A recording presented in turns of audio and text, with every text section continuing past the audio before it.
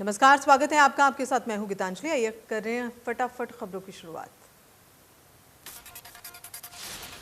प्रधानमंत्री नरेंद्र मोदी ने Tokyo Olympic से लौटे इंडियन टीम से मुलाकात की और इस बातचीत की। इस दौरान पीएम मोदी ने नीरज चोपड़ा संग चूरमा भी खाया। इस दौरान नीरज चोपड़ा, रवि दहिया और बजरंग पुनिया ने पीएम से चर्चा की। वहीं पीएम मोदी ने पीवी सिंधु के साथ आइसक्रीम भी खाई। 41 साल की सूखी से खत्म करके ब्रॉन्ज मेडल जीतने वाली भारतीय हॉकी टीम ने मोदी को ऑटोग्राफ की गई हॉकी स्टिक गिफ्ट की।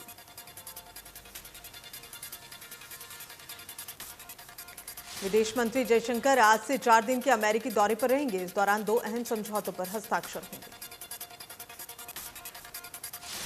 विदेश मंत्री एस जयशंकर भारत के यूएनएससी की अध्यक्षता के दौरान न्यूयॉर्क का दौरा करेंगे। 18 और 19 अगस्त को 2 उच्च स्तरीय हस्ताक्षर कार्यक्रमों की अध्यक्षता करेंगे।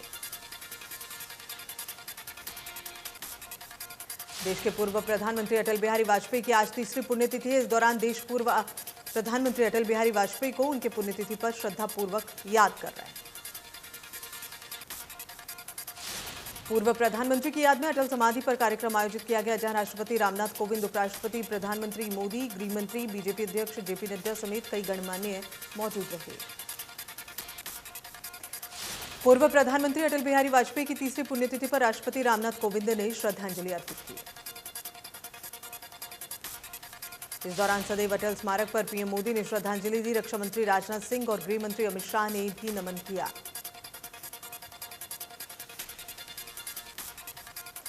सीएम मनोहर लाल ने पूर्व पीएम अटल बिहारी वाजपेयी को श्रद्धांजलि अर्पित की। सीएम ने राजघाट पर स्मृति स्थल सदैव अटल पर पुष्प अर्पित किए।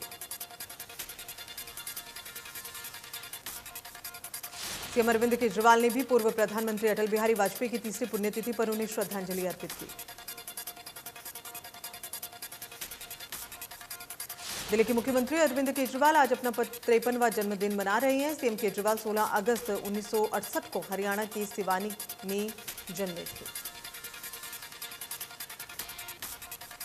इस अवसर पर प्रधानमंत्री नरेंद्र मोदी ने उन्हें शुभकामनाएं देते हुए उनकी दीर्घायु की कामना की। पीएम ने ट्वीट कर केजरीवाल को बर्थडे विश किया। सीएम केजरीवाल ने प्रधानमंत्री मोदी को धन्यवाद देते हुए ट्वीट कर लिखा, thank you sir for your wishes.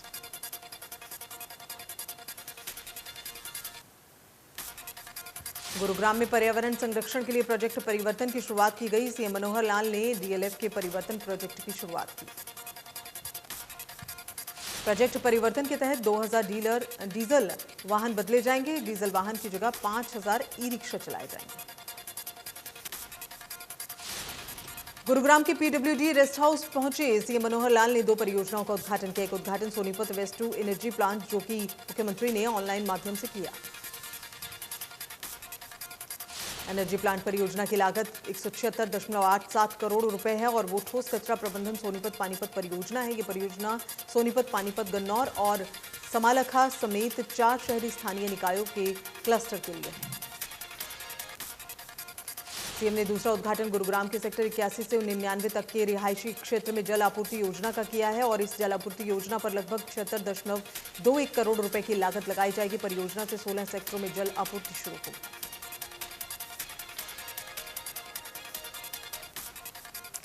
CM Manohar Lal ने अपनी सुरक्षा के बारे में ना सोचते हुए अचानक 3 व्हीलर में उन्होंने सवारी की। देखते ही देखते सभी अधिकारियों और सुरक्षा कर्मियों में हड़कंप मच गया। मुख्यमंत्री मनोहर लाल ने बगैर किसी पूर्व सूचना के 3 व्हीलर में बैठकर वो चले गए। गुरुग्राम की सड़कों पर मुख्यमंत्री बोले, 3 व्हीलर के पीछे दौड़ी कारगिल और अन्य पुलिस की गाड़ियां दौड़ने लगी। काफी दूर चलने के बाद सीएम मनोहर राजीव चौक से पहले उतर गए और सीएम ने 3 व्हीलर चालक को ज्यादा भाड़ा दिया, जिसके बाद अधिकारियों की सांस में सांस आई और इसके बाद अगली मीटिंग के लिए सीएम पीडब्ल्यूडी रेस्ट हाउस रवाना हुए।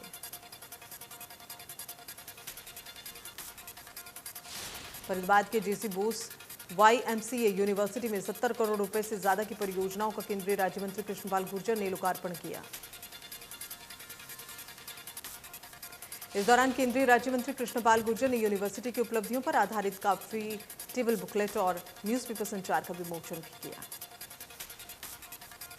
कृष्णपाल गुर्जर ने यूनिवर्सिटी में स्थापित शहीद स्मारक पर वीर सैनिकों को श्रद्धांजलि दी। समारोह में फरीदाबाद विधायक नरेंद्र गुप्ता, बड़खल विधायक सीमा त्रिखा, तिगांव विधायक राजेश नागर भी मौजूद रहे।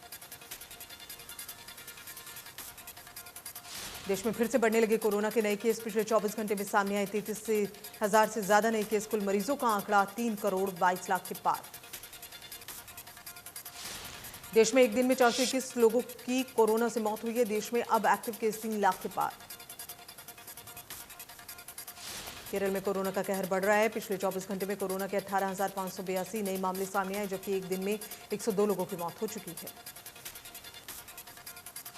कर्नाटक में पिछले 24 घंटे में कोरोना के 1,431 नए केस सामने आए हैं। एक दिन में 21 मरीजों ने दम तोड़ा है। कर्नाटक में 22,000 से ज्यादा केस एक्टिव। महाराष्ट्र में 24 घंटे में कोरोना के 5,787 नए केस सामने आए। एक दिन में 179 मरीजों ने अपनी जान गंवाई।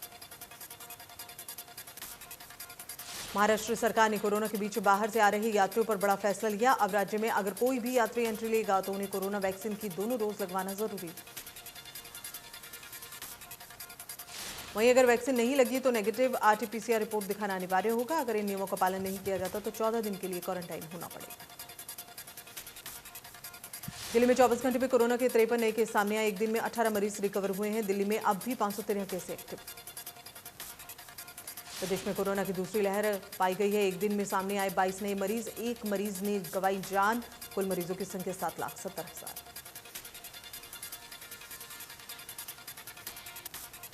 रुतला में IMT के स्टेट ऑफिसर विकास चौधरी कोरोना काल में लोगों के लिए रक्त इकट्ठा करने में जुट गए।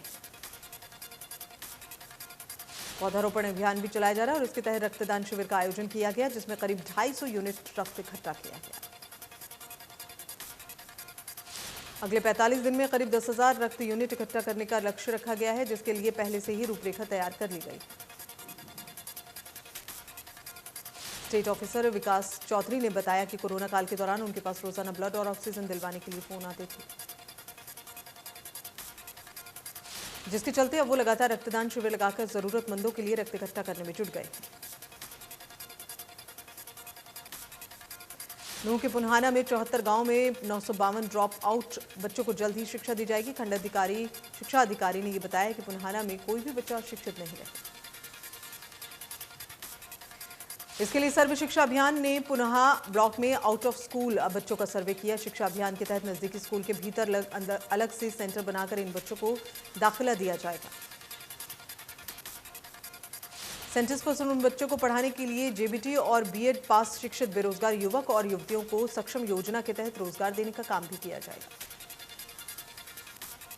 बच्चों को किताब, बैग और स्टेशनरी सामान भी सरकार दिलाएगी। खंड शिक्षा अधिकारी ने बताया इसकी शिक्षा का स्तर बढ़ेगा और कोई भी बच्चा अशिक्षित और युवा बेरोजगार नहीं रहेगा।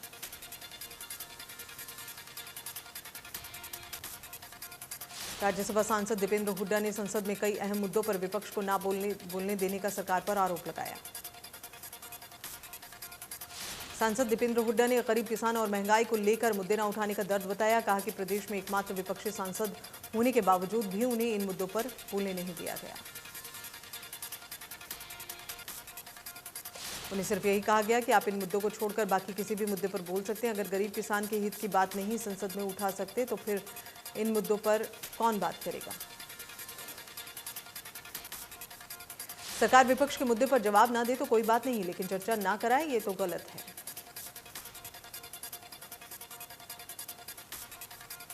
स्वतंत्रता दिवस के अवसर पर सीएम ने कहा कि वर्ष 2021 को सुशासन परिणाम के तौर पर मनाया जाएगा। परिवार पहचान पत्र से कई सुविधाएं मिलेंगी। CLU भ्रष्टाचार का दूसरा रूप था, जिसे ऑनलाइन करके बंद कर दिया गया। सीएम ने कहा कि प्रदेश सरकार ने कई कल्याणकारी योजनाओं को लागू किया, गरीबी रेखा की सीमा बढ़ाई है, किसान को प्रोत्साहित कर रहे हैं और आधुनिक खेती करने में मदद की जा रही है। IPS PK अग्रवाल ने हरियाणा पुलिस प्रमुख के रूप में कार्यभार संभाला। उन्होंने IPS मनोज यादव की जगह ली है। UPSC में नए DGP की नियुक्ति के लिए 3 नामों का पैनल हरियाणा सरकार को भेजा था।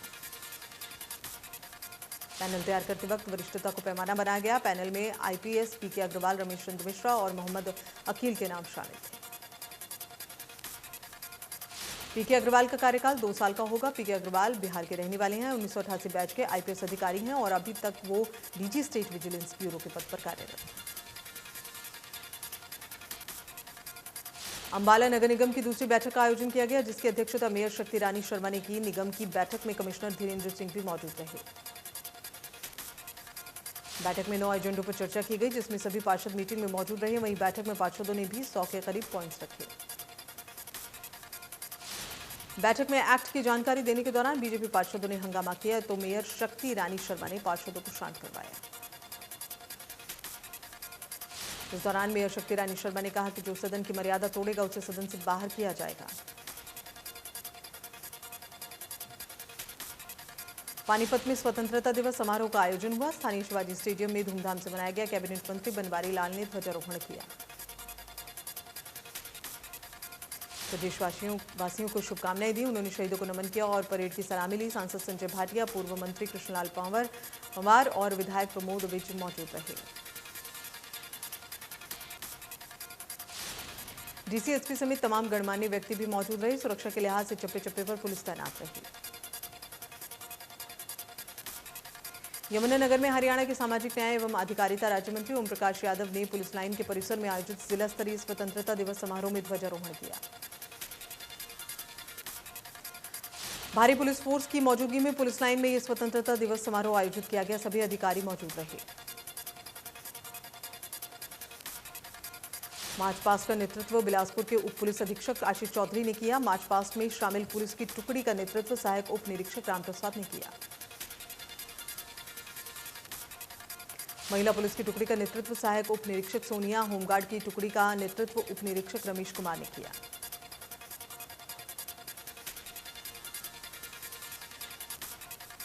अंबाला की मेयर शक्ति रानी शर्मा ने नगर निगम में तिरंगा फहराया। मेयर रानी शक्ति शर्मा ने सभी देशवासियों और अंबाला वासियों को स्वतंत्रता दिवस की शुभकामनाएं दी। मेयर शक्ति रानी शर्मा ने स्वतंत्रता सेनानियों की कुर्बानियों को याद किया। इस दौरान नगर निगम कमिश्नर, ईओ समेत तमाम अधिकारी मौजूद रहे। वहीं जनचेतना पार्टी के भी सभी पार्षद मौजूद रहे। मेयर शक्ति रानी शर्मा ने नगर निगम कर्मचारियों को सम्मानित किया।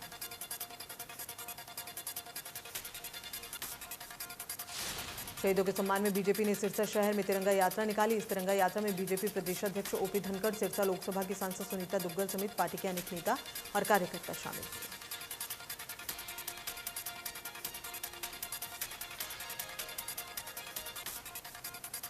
सैकड़ों वाहनों के काफिले में सवार होकर बीजेपी नेता और कार्यकर्ता तिरंगा यात्रा लेकर बाईपास रोड पर दशहरा ग्राउंड से रवाना हुए और शहर के विभिन्न मार्गों से होते हुए लघु सचिवालय स्थित शहीदी स्मारक पर यात्रा का समापन किया।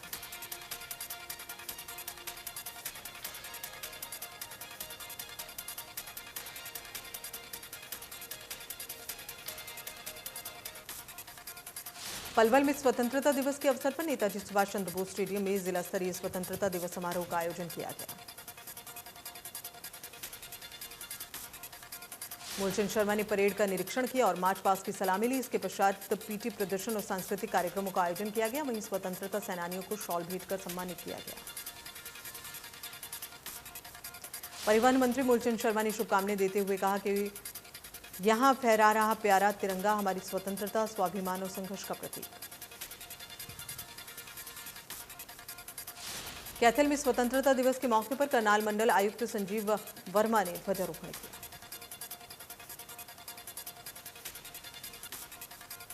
फतेहाबाद में स्वतंत्रता दिवस के अवसर पर बिजली मंत्री रणजीत सिंह चौटाला ने ध्वजारोहण किया और परेड की सलामी ली। किसानों ने मुख्य अतिथि बिजली मंत्री रणजीत चौटाला का विरोध करने का ऐलान किया, जिसको लेकर जगह जगह बैरिकेड्स लगाए गए। देश के 75वें स्वतंत्रता दिवस के मौके पर हिमाचल प्रदेश के गागरेट इलाके में महावत बाबाजी कामधेनु गौशाला में भी स्वतंत्रता दिवस के मौके पर ध्वजारोहण किया गया। इस मौके पर श्रद्धेव योगीराज, अमरज्योति जी और भूतपूर्व सैनिक रिटायर्ड ब्रिगेडियर संजीव सोनी समेत कई लोग मौजूद रहे।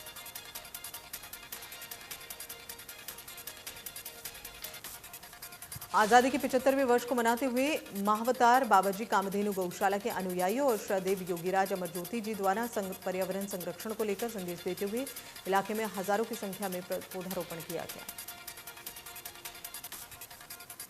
गोहाना के आदर्श नगर में किराने की दुकान में आग लग गई, जिसमें दुकान में रखा सामान जलकर खाक हो गया।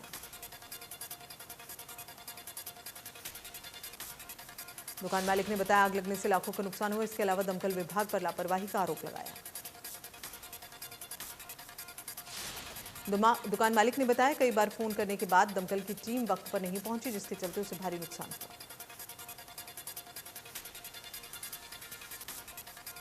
शहर में करनाल रोड स्थित रेलवे फाटक में नजदीक बालाजी कॉलोनी में नवजात बच्ची का शव मिला है, जहां बच्ची के शव को कुत्ते नोच रहे। इस दौरान कॉलोनी वासियों की नजर पड़ी तो उन्होंने कुत्तों को भगाया और पुलिस को इसकी सूचना दी। पुलिस को शिकायत देने वाले बालाजी कॉलोनी निवासी प्रमोद ढांडा ने यह बताया कि रात करीब 10 बजे घर के बाहर गली में सैर कर रहे थे। उसने देखा कि कुत्ते नवजात बच्ची के शव को नोच रहे हैं।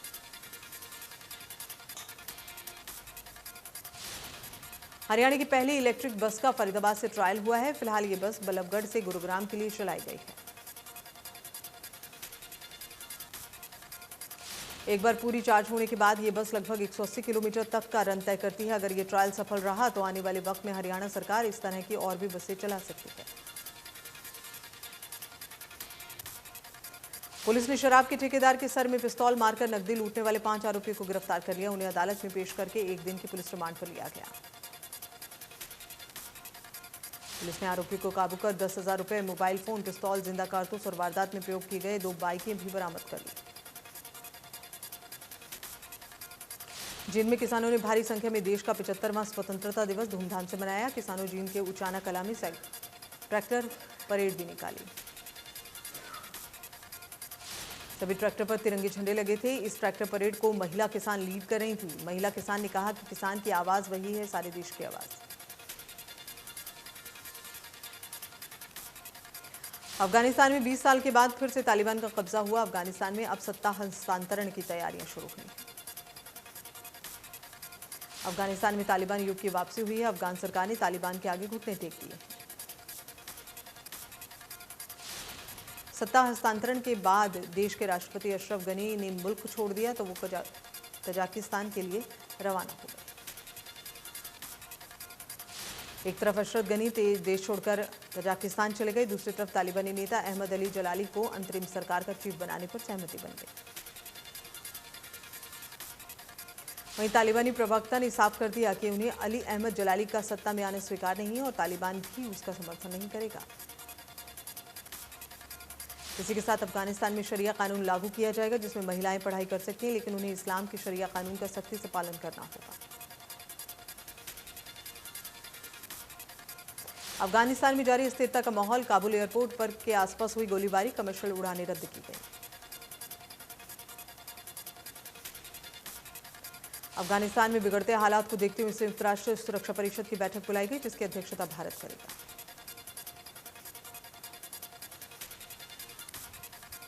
कांग्रेस की पूर्व सांसद सुष्मिता देव ने छोड़ी कांग्रेस। सुष्मिता देव ने कांग्रेस अध्यक्ष सोनिया गांधी को अपना इस्तीफा सौंपा। Singing reality show Indian Idol 12 का खिताब उत्तराखंड के पवनदीप राजन ने अपने नाम कर लिया।